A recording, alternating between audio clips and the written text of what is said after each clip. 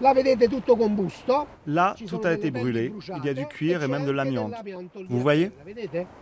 De l'amiante, mais aussi de la colle et des solvants utilisés dans le bâtiment.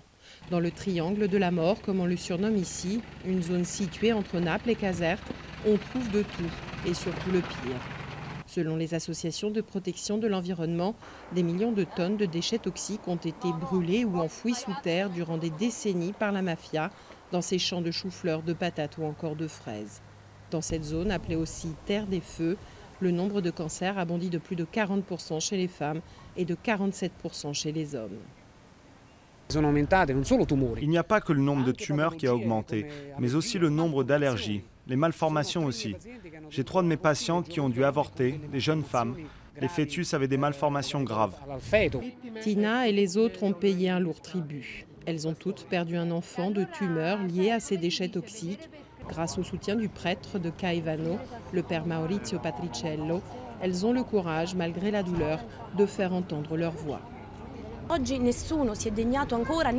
Personne n'a encore eu le courage de nous dire, chiffres à l'appui, nous avons tué vos enfants, nous en assumons les conséquences et nous sommes prêts à intervenir pour sauver les enfants de demain et ceux qui respirent encore ce poison et qui continuent à manger ces saloperies.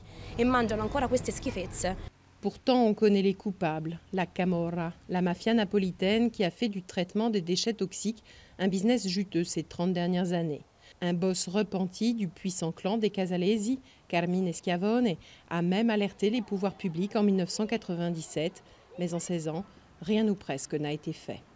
On n'attend rien de positif de la Camorra, on ne s'attend qu'à ce qu'ils nous fassent du mal.